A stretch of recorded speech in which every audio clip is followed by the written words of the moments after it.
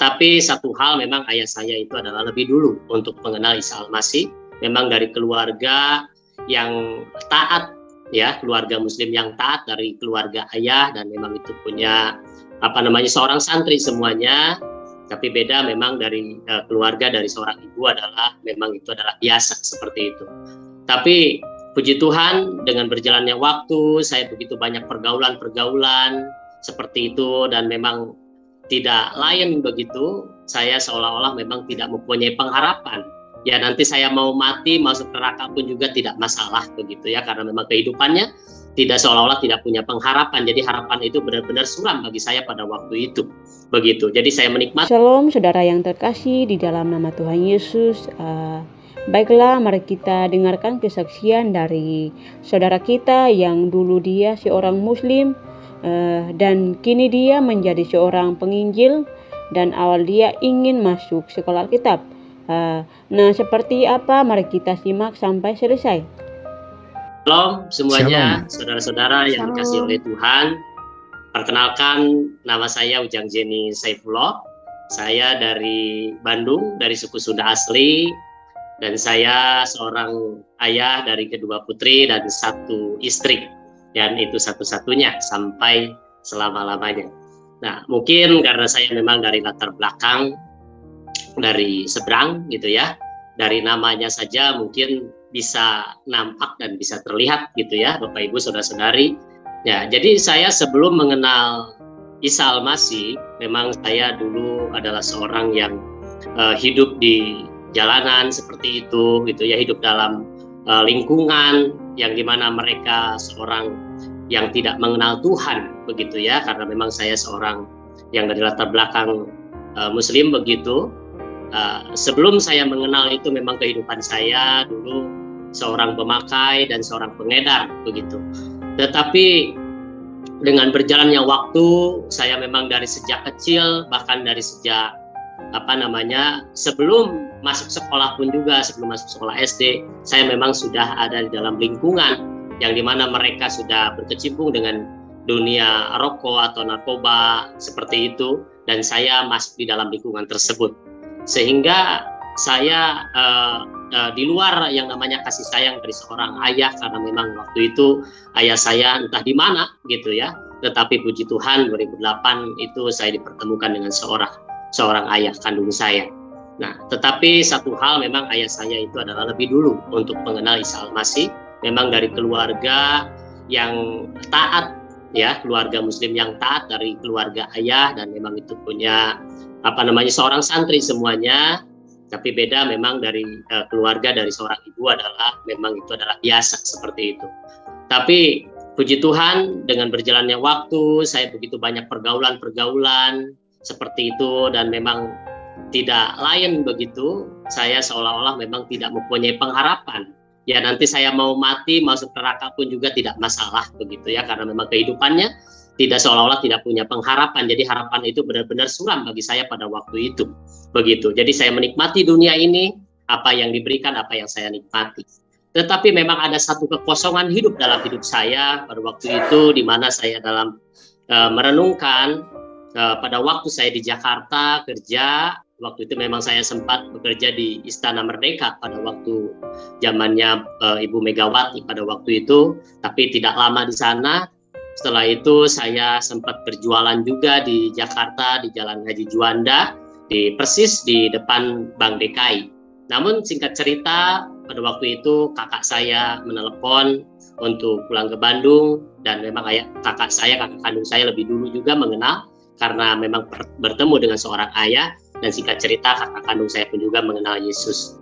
Nah, maka dari itu saya ditelepon oleh kakak saya, di mana karena tahu mungkin seorang kakak yang sudah mengenal Isa Al-Masih atau Yesus Kristus terlebih dahulu, mempunyai kasih kepada seorang adiknya, di mana karena tahu mungkin kehidupan saya seperti apa begitu, supaya mungkin berhenti dari kebiasaan-kebiasaan buruk seorang pemakai seperti itu. Dan itu tidak berhenti. Setiap hari saya sebelum sekolah, bahkan waktu itu sudah mulai merokok, sudah mulai minum, bahkan masuk SD sudah mulai yang namanya mengenal ganja, sudah mengenal yang namanya obat-obatan. Singkat cerita, terjerumuslah di situ. Sampai itu benar-benar 2008 lah saya di situ bertemu dengan seorang ayah saya, seorang ayah kandung saya, di mana singkat cerita di situ dan punya kerinduan untuk gimana saya harus mungkin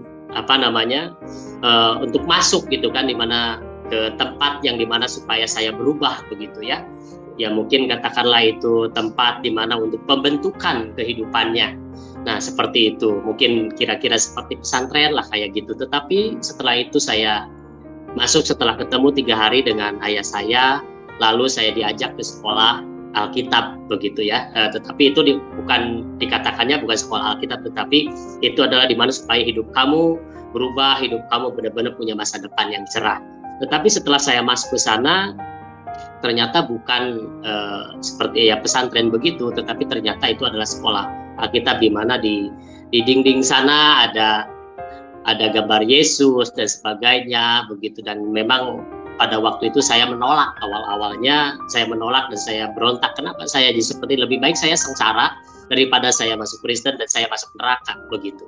Nah singkat cerita, tetapi akhirnya saya masuk, saya mencoba di situ, mencoba, tetapi saya jatuh bangun, ya jatuh sakit di situ, dan saya terjadi pemberontakan dan berantem dengan orang-orang yang ada di kampus pada waktu itu di salah satu sekolah Alkitab di Bandung. Namun pada akhirnya saya karena jatuh sakit di situ dan saya tidak betah di situ, prosesnya luar biasa, dan akhirnya saya pulang, saya cerita di sana. Saya pulang ke rumah ayah dulu, dan saya di sana membaca Al-Quran begitu ya. Setelah itu saya juga pulang ke rumah ibu saya karena memang sudah pisah sama ibu saya.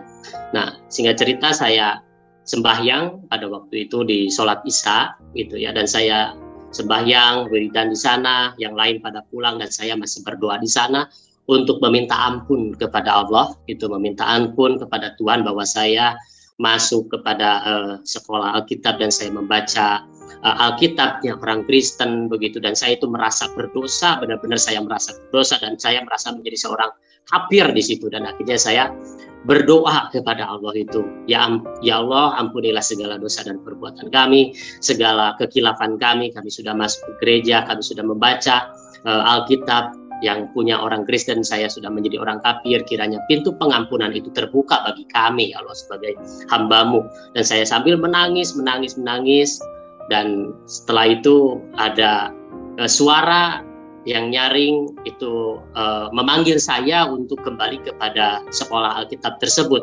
Dan suara itu saya memang nggak pernah, tidak seperti suara manusia begitu tentunya gitu, tetapi suara itu memang suaranya unik sekali begitu, dan itu belum pernah saya dengar karena memang orang Muslim atau dari seberang itu percaya bahwa ada di masjid itu ada jin kafir, ada jin Islam, jadi saya percayanya ke situ.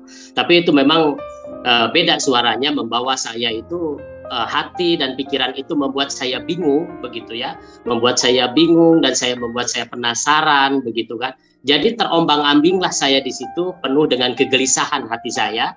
Dan akhirnya singkat cerita saya pulang ke rumah di situ, dan itu masih penasaran, di mana di jalan ada teman-teman yang nanya kepada saya, tetapi saya tidak nyautin karena seperti orang gila seperti itu, karena entah kenapa hati dan pikiran saya penuh dengan kegelisahan seperti itu. Dan dengan penasaran saya terus merenung terus di situ. Nah, pada akhirnya saya tidak bisa tidur, sebenarnya di sana tidak bisa tidur. Singkat cerita mungkin kurang lebih sekitar pukul 1 atau setengah 2 di sana saya rebahan sebentar, memejamkan mata begitu sambil merenung. Tetapi di situ seperti memang dibilang mimpi, tidak mimpi, dibilang mimpi juga aneh dan unik sekali gitu ya. Dan itu seperti, ini katakan saya seperti karena ini pengalaman pribadi saya ya saudara-saudara ya, ini karena ini pengalaman pribadi saya, di mana pada waktu itu di dalam seperti mimpi itu atap itu terbuka tengah malam itu, atap itu terbuka dan di situ datang seorang yang berjubah dan memberikan tongkat kepada saya itu, seorang yang berjubah putih, dan dia memberikan tongkat dan suruh memegang tongkat tersebut dan suruh mengikut dan pegang erat dengan kencang-kencang dan jangan engkau lepaskan, dia berkata seperti itu.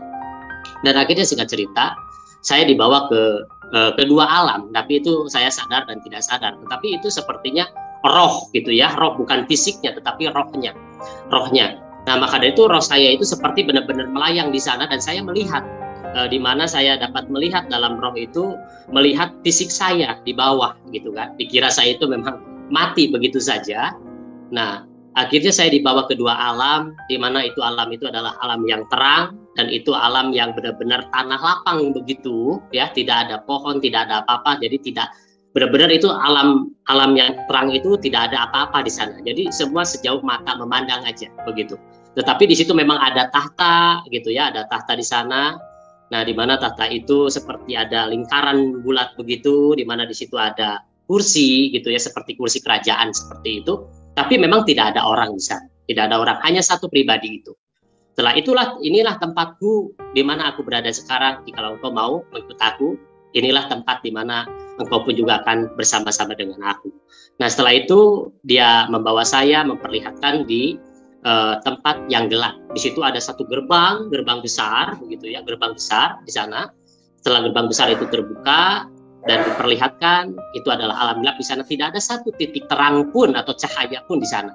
Dan akhirnya saya masuk ke sana, dan akhirnya setelah itu tertutup lagi di sana. Tertutup lagi, pintu gerbang itu tertutup, dan saya mencari orang yang tadi itu, yang ketemu dengan saya itu. Nah, setelah itu saya ditinggal, lalu saya di situ begitu banyak tidak bisa melihat di sana. Saya mencari gerbang tadi, namun tidak ketemu begitu. Namun setelah itu saya menyusuri dengan sambil meraba-raba begitu. Namun terlihatlah ada satu cahaya yang kecil yang jauh di sana. Setelah itu masuklah ke dalam lorong itu, lorongnya kecil sekali gitu, dan saya sempit sekali untuk masuk ke lorong itu, untuk melihat kepada satu titik terang itu atau cahaya yang kecil itu. Dan itu sulit sekali, itu benar-benar sempit sekali lorong itu, jalannya sangat sempit sekali. Dan singkat cerita, saya masuk ke lorong itu dengan dengan berjerih payah, dengan kesulitan begitu, dan akhirnya menemukanlah cahaya yang kecil itu. Tetapi setelah itu saya kembali lagi ke alam di mana saya ada di dunia ini begitu. Nah, setelah itu saya merenung kembali bahwa siapakah sebenarnya yang tadi itu. Dan saya benar-benar belum sepenuhnya percaya bahwa itu adalah Isa Al-Masih. Gitu. Dan saya juga tidak bisa mengatakan bahwa itu adalah Isa Al-Masih pada waktu itu. Gitu. Tapi saya percaya pada waktu dia menunjukkan bahwa peganglah tongkat ini, dan peganglah, jangan lepaskan, dan peganglah erat-erat. Nah, maka dari itu, tapi dia menunjukkan bahwa inilah tempatku, di mana engkau pun juga nanti suatu saat akan ada di tempat ini. Kalau engkau memilih tempat ini. Jadi seperti itu, sehingga cerita, keesokan harinya saya tidak lama setelah mendengar suara itu dan saya diperlihatkan dengan dua alam itu, saya kembali lagi ke sekolah Alkitab itu. Tetapi saya tidak betah di sana, malah prosesnya semakin hebat gitu ya. Bertengkar terus di sana, dan saya itu masih belum berubah. Saya masih merokok, masih mabuk gitu ya, beli minuman, cari ganja dan sebagainya seperti itu. Dan akhirnya saya tidak betah, kembali lagi saya kepada ayah saya di sana bahwa saya tidak betah. Namun setelah itu kembali lagi ke sekolah Alkitab. Namun setelah itu di situ saya jatuh sakit karena memang saya punya penyakit lambung, ya, asam lambung, punya penyakit paru-paru, punya penyakit tipes, dan itu memang tak kunjung sembuh penyakit itu. Namun suatu ketika di sekolah Alkitab itu kata rektor tersebut, kalau kamu mau sembuh dari penyakit, kamu puasa 3 hari 3 malam, tidak makan, tidak minum. Benar-benar itu full. 3 hari 3 malam itu tidak makan, tidak minum, semua itu benar-benar 3 hari 3 malam saya alami. Tapi saya waktu itu saya menolak, karena saya waktu puasa 1 bulan penuh pun juga itu masih ada makan, ada minum, ada waktunya. Tapi ini 3 hari 3 malam tidak makan, tidak minum. Dan rektor saya mengatakan seperti ini, percayalah bahwa ada satu pribadi yang sanggup memulihkan, menyembuhkan, mengangkat segala penyakit kamu, yaitu Isa Al-Masih. Nah, maka dari itu saya tidak langsung respon, dan saya berkata, aduh om, nggak mau saya kalau puasa 3 hari 3 malam, saya nanti mati, saya masih pengen hidup begitu. Saya masih pengen hidup dan saya tidak mau mati konyol seperti ini. Kalau engkau percaya, punya iman, percayalah, pasti akan sembuh gitu. Nah, singkat cerita di situ saya meyakini dan saya ambil itu karena saya pengen sembuh dari penyakit ini, di mana saya sakit di sana 2 minggu, tambah parah dan memang harusnya dioperasi. Itu asam lambung saya ini, usus saya ini yang sudah kronis, sebenarnya sudah kronis dan hampir-hampir, dan badan saya, mata saya pun cekong banget gitu kan, dan tangan saya kecil sekali begitu ya, kecil sekali. Nah, singkat cerita pada waktu itu saya jalani. Tetapi setelah saya jalani puasa 3 hari 3 malam itu ujian sangat hebat sekali. Ujian dan cobaan itu sangat-sangat hebat sekali. Ada tawaran-tawaran dari orang yang tidak saya kenal. Tiba-tiba, mau nggak kamu kerja? Mau nggak kamu saya kasih nih modal? Itu orang itu tidak sama sekali saya tidak kenal. Dan saya hampir-hampir ikut dengan orang ini yang menawarkan pekerjaan dan menawarkan untuk memberikan modal kepada saya. Tetapi setelah itu saya seperti ada yang narik jangan begitu. Dan akhirnya itu saya sambil berjalan begitu ya, dengan berapa kilo gitu, lagi puasa, suruh membabat rumput untuk rumah pemulihan, dan itu sesuatu yang luar biasa.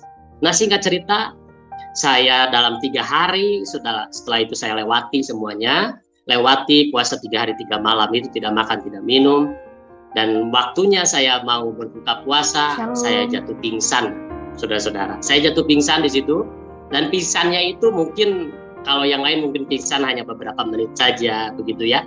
Tapi pingsan saya ini lama, dari sore sampai pukul 1, saudara-saudara. Sampai pukul 1 subuh itu. Dari sore, dari jam 5 sampai jam 1 subuh itu. Itu pingsan. Mungkin orang lain menganggap saya mati begitu ya. Nah, seperti itu. Tapi singkat cerita, saya dibawa lagi di situ, seperti roh saya itu diangkat, saudara-saudara.